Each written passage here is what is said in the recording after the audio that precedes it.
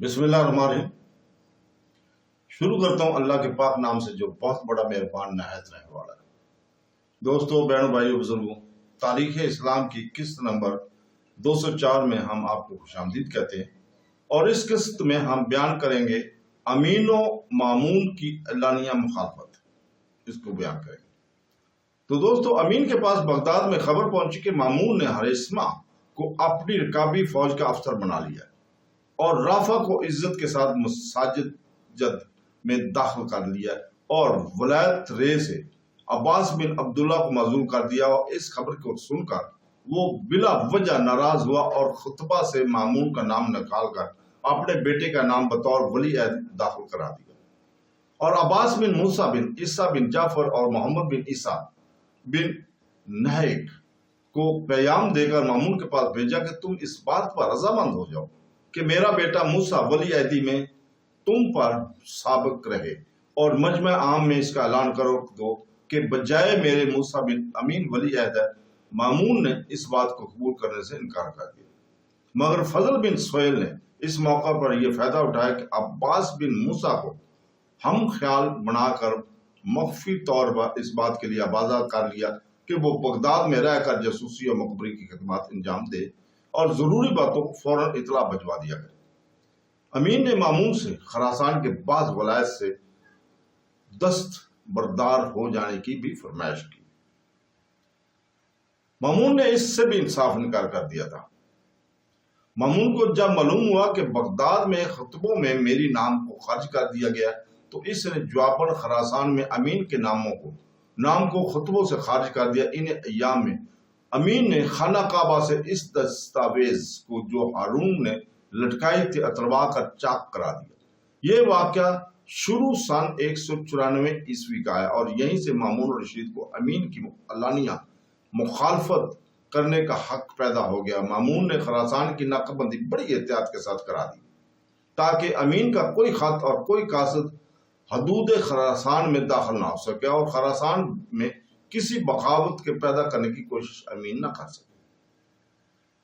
جب دونوں بھائیوں میں مخالفت عہد نامے کے خانہ کعبہ سے اتروا کر چاک کر دیے اور خطبوں سے ایک دوسرے کے ناموں کو خارج کرا دینے کا حال مشہور ہوا تو جہاں جہاں کوئی مواد فاسد موجود تھا وہ ابلنے اور پھوٹ پڑنے پر آبادہ ہو گیا۔ چنانچہ خاقان، تبت، ملوک، ترک بادشاہ کابل نے جو حکومت اسلامیہ کے بعد گزار فرما بردار تھا، بغاوت اور سرکشی پر آمادگی ظاہر کی اور بلاد اسلامیہ کے لوٹنے، شب خون مارنے اور حملہ کرنے کی تیاری کرنے لگا۔ یہ خبریں سن کر مامون پریشان ہو کر ہوا، مگر فضل بن سہیل کے مشورے سے اس نے ان ملوک کو نرمی اور استعمالت کے خطوط لکھے اور بعض کا خراج معاف کر کے بعض کو اس کے قسم اور رعایتیں دیں۔ اسی قسم کی رعایتیں دے کر صلح اور آتشی کے تعلقات کو مضبوط کر لیا۔ مامون کی یہ پریشانی جلدی رفع ہوگی اور اندرونی ملک میں کسی قسم کا کوئی فتنہ برپا نہ ہونے دیا، کیونکہ اہل خراسان تمام مامون کے بعد دل حامی اور مددگار تھے، اور امین کو جو اہل عرب کا حامی تھا شکست دینا چاہتے تھے۔ ادھر ممالک مغربیہ یعنی امین کی ماتحت صوبوں میں جو شورش برپا ہوا تھا وہ امین کے لیے زیادہ خطرناک ثابت ہوئی۔ ملک شام میں خاندان بنو امیہ کو صرف ایک ہی شخص باقی رہ گیا تھا، جس کا نام علی بن عبداللہ بن خالد بن یزید بن معاویہ تھا۔ اس کی ماں کا نام نفیسہ بنت عبید اللہ بن عباس بن علی بن ابی طالب تھا۔ یہ سفیانی کے نام سے مشہور تھا۔ وہ کرتا تھا کہ میں صفین کے سرداروں یعنی معاویہ و علی کا بیٹا ہوں۔ یہ ذی علم و صاحب شعور شخص تھا۔ امین اور مامون کو آمادہ مقابلہ دے کر اس نے ملک شام میں خروج کیا، اور شام کو وہ قبائل جو بنو امیہ سے تعلق رکھتے تھے اس کے ساتھ ہو گئے۔ امین نے فوجیں شام کی طرف روانہ کی، لیکن ان کو شکست ہوئی۔ کئی برس تک ملک شام میں ہنگامہ برپا رہا۔ آخر سن 198 میں سفیانی بعض شامی قبائل سے مغلوب ہو کر شام سے فرار ہو گیا اور شامیوں نے دمشق پر قبضہ کر لیا۔ امین نے جب خانہ کعبہ سے دستاویز عہد نامہ کو اتار کر چاک کرا دیا تھا اور داؤد بن عیسیٰ نے اس حکم کی تعمیل کرنے سے انکار کر کے مکہ اور مدینہ اور حجاز کے باشندوں کو سمجھایا کہ امین نے مامون پر ظلم کیا ہے۔ ہم نے خلیفہ ہارون الرشید کے سامنے جو عہد کیا تھا اس پر قائم رہنا چاہیے، اور موسیٰ کی جو ایک شیر خوار بچہ ہے ہرگز بیعت ولی عہدی نہیں کرنی چاہیے۔ داؤد بن عیسیٰ کی اس کوشش کا یہ نتیجہ ہوا کہ تمام اہل حجاز کے مامون کے سے بر بصرہ، فارس اور کرامان جا کر مرو میں مامون الرشید کو حجاز کی حالت سے آگاہ کیا۔ مامون نے خوش ہو کر اس کو اپنی طرف سے مکہ کا گورنر مقرر کر کے بھیج دیا۔ یہ واقعہ سن 196 عیسوی کا ہے۔ غرض بغاوتوں اور سرکشیوں سے امین کو زیادہ نقصان پہنچا، مامون کو کوئی صدمہ نہیں پہنچا، جو دلیل اس بات کی ہے کہ امین کے اندر قابلیت ملکداری نہ تھی۔ ہارون الرشید کے انتقال سے چند روز بعد قیصر روم نکتور بھی جنگ برجان میں مارا گیا۔ نکفور جنگ برجان میں مارا گیا۔ اس کی جگہ اس کا بیٹا تخت نشین ہوا۔ 2 مہینے کے بعد وہ بھی مر گیا تو اس کی بہن کا داماد میکائیل بن برجرجیس تخت نشین ہوا، اور دوسرے سال سن 194 ہجری میں رومیوں نے اس کے خلاف بغاوت کی تو وہ دارالسلطنت چھوڑ کر دوریشیوں اور ابانوں میں جا شامل ہوا۔ تب رومیوں نے اپنے سپہ سالار لیون نامی کو تخت پر بٹھایا۔ غرض اس زمانے میں ہارون کو سلطنت میں اندرونی فسادات رونما ہو رہے تھے۔ اسی زمانے میں رومیوں کی سلطنت بھی اسی قسم کی پیچیدگیوں میں مبتلا تھی۔ سن 194 عیسوی کے آخری ایام میں امین نے مامون کو ولی عہدی سے معزول کیا، اور مامون نے امین کا نام کا خطبہ سے نکال دیا۔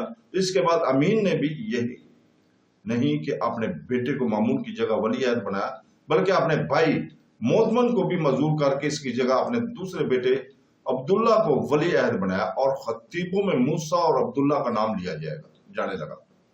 اب لڑائی اور زور آزمائی کے لیے عین مامون کو کسی چیز کی انتظار کی ضرورت نہ تھی۔ فضل بن سہیل کو مامون نے یعنی صاحب لطیف اور قلم کا خطاب دے کر اپنا ہمدرال امام سلطنت بنایا۔ طاہر بن حسین بن مصعب بن زریق بن اسد خزائی کو فوج کی سپہ سالاری سپرد کی گئی۔ فضل بن سہیل نے سرحدی ولایت زے میں جا کر وہاں کے جنگ آزمودہ سپاہیوں کو فراہم کیا، اور اس سرحدی علاقے کے لوگوں کی ایک فوج بھرتی کر کے سپہ سالار کو سپرد کی۔ طاہر بن حسین نے ابو العباس خزائی کو لشکر رے کا امیر مقرر کیا۔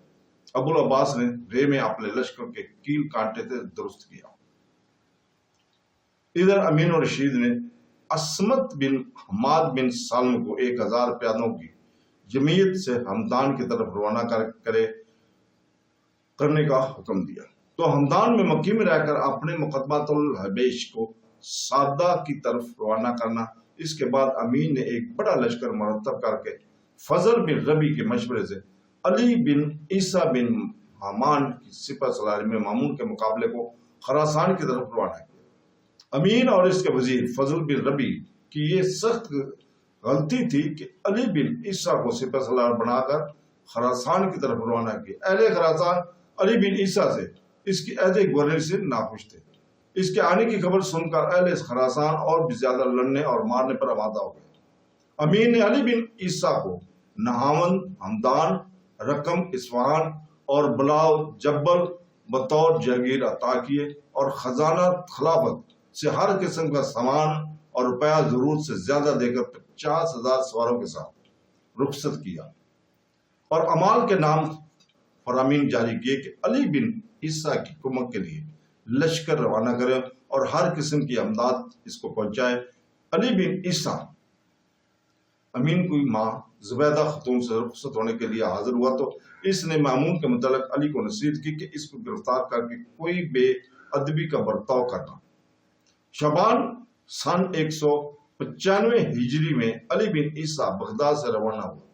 خود خلیفہ امین اور ارکان سلطنت بطریق مشاہد اس لشکر کے ہمراہ روانہ ہوئے۔ یہ اس شان و شکوہ کا لشکر تھا۔ اہل بغداد نے اب تک ایسا عظیم الشان لشکر نہیں دیکھا تھا۔ علی بن عیسیٰ خلیفہ امین سے رخصت ہو کر رے کے قریب پہنچا تو اس کے حرام رابیوں نے رائے دی کہ ہراول اور مورچے قائم کرنے چاہیے، مگر علی نے کہا کہ طاہر جیسے شخص کے مقابلے میں مورچے قائم کرنے کی ضرورت نہیں ہے۔ طاہر بھی علی کے قریب پہنچنے کی خبر سن کر رے سے نکلا اور رے سے 5 فرسنگ کے فاصلے پر دونوں کا مقابلہ ہوا۔ علی بن عیسیٰ کے ہمراہ 50,000 سے زیادہ فوجی تھی اور طاہر بن حسین کے لشکر کی کل تعداد 4,000 فوج تھی۔ دونوں کی قوتوں کا یہ ایسا نمایاں فرق تھا کہ علی بن عیسیٰ نے سفر کے وقت اپنی فوج سے کہا کہ ان لوگوں کو قتل کرنے کی ضرورت نہیں، بلکہ ان کو گھیر کر گرفتار کر لینا چاہیے۔ علی بن عیسیٰ کی عظیم الشان لشکر کو دیکھ کر طاہر بن حسین کے لشکر سے عین صف آرائی کے وقت کچھ لوگ فرار ہو کر علی بن عیسیٰ کے پاس چلے گئے تاکہ فتح بند ہونے والے گروہ کی شرکت سے فائدہ اٹھائے اور ہر قسم کے نقصان سے محفوظ رہے، مگر علی بن عیسیٰ نے ان لوگوں کو پٹوا کر نکال دیا اور بعض کو قید کر لیا۔ اس سے طاہر بن حسین کو بہت فائدہ پہنچا، یعنی اس کے لشکر کا ہر متنفس لڑنے اور مارنے مرنے پر آمادہ ہو گیا۔ آخری لڑائی شروع ہوئی۔ طاہر بن حسین نے میمنہ اور میسرہ کو علی بن عیسیٰ کے میسرہ اور میمنہ نے شکست دے کر بھگایا، مگر طاہر نے قلب لشکر کو لے کر علی کے قلب پر ایسا حملہ کیا کہ علی کا قلب شکست کھا کر پیچھے ہٹنے پر مجبور ہوا۔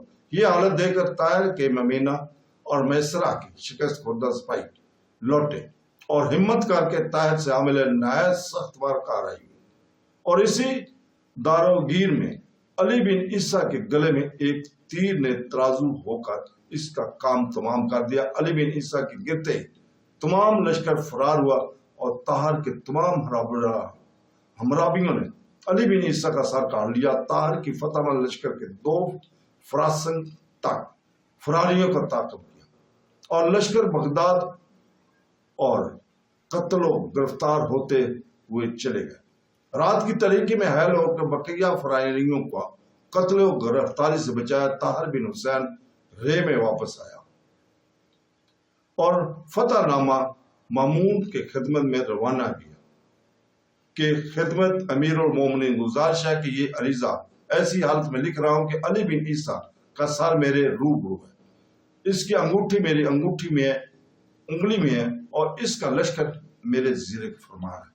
3 دن کے عرصہ میں یہ خط مورو میں فضل بن سہیل کے پاس پہنچا اور وہ لیے ہوئے مامون کی خدمت میں حاضر ہوا، فتح کی مبارکباد دی۔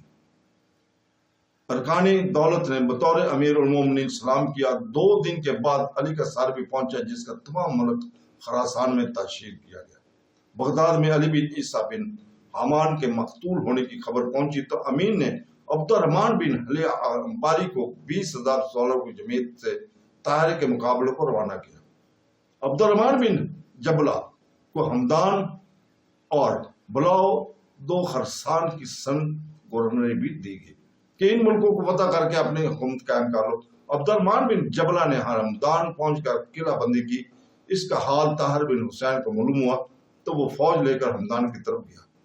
عبد الرحمن بن جبلہ نے ہمدان سے نکل کر مقابلہ کیا۔ طاہر نے پہلے حملے میں شکست دے کر بھگا دیا۔ عبد الرحمن نے ہمدان میں جا کر پھر تیاری کر کے شہر سے باہر نکل کر دوبارہ مقابلہ کیا۔ اس مرتبہ بھی شکست کھا کر ہمدان میں داخل ہو کر پناہ گزین ہوا۔ طاہر نے فوراً بڑھ کر شہر کا محاصرہ کر لیا۔ محاصرے نے طول کھینچا۔ اس وقفہ میں طاہر نے قضا الدین کو فتح کر لیا۔ عامل قضا الدین فرار ہو گیا۔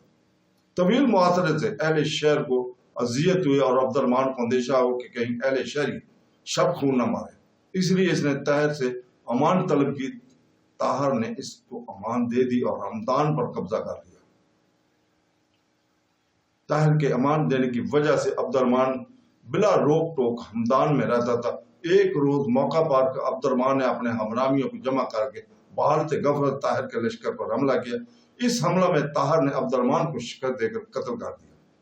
عبد الرحمن کے ہمراہی جو قتل ہونے سے بچ گئے وہ بھاگ کر عبداللہ احمد پسران ریشی سے جو بغداد سے عبد الرحمن کی مدد کے لیے آ رہے تھے، ان دونوں پر اس قدر رعب طاری ہوا کہ بلا مقابلہ راستے میں سے بغداد کی جانب واپس چلے گئے۔